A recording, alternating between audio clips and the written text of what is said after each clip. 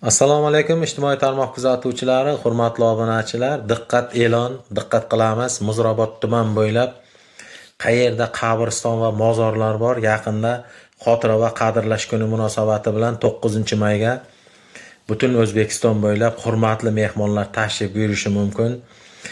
Aynan ahamiyat beramiz. Ziyodulla Qo'ldoshev xotirasiga bag'ishlangan juda bir chiroyli tadbir bo'lib o'tadi. Shuning uchun mahalladoshlarimiz ham, Yo'lchi mahallasida yashovchi, Nurli hayot mahallasida yashovchi fuqarolardan shanba bozor kunlari xotira va qadrlash kuni munosabati oldidan qabriston va mozorlarga borib, shanbalik ishlari, obodonlashtirish ishlariga yordam qilib, shu qabriston va mozorlarda tozalik ishlarida savob uchun qo'l uramiz. Nimagaki qachonlardir bizda ham borayotgan joyimiz, manzilimiz bitta.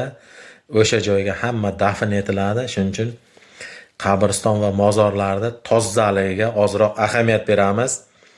Akmal Jumayev kanallarini kuzatib boramiz, obuna bo'lamiz, like bosamiz.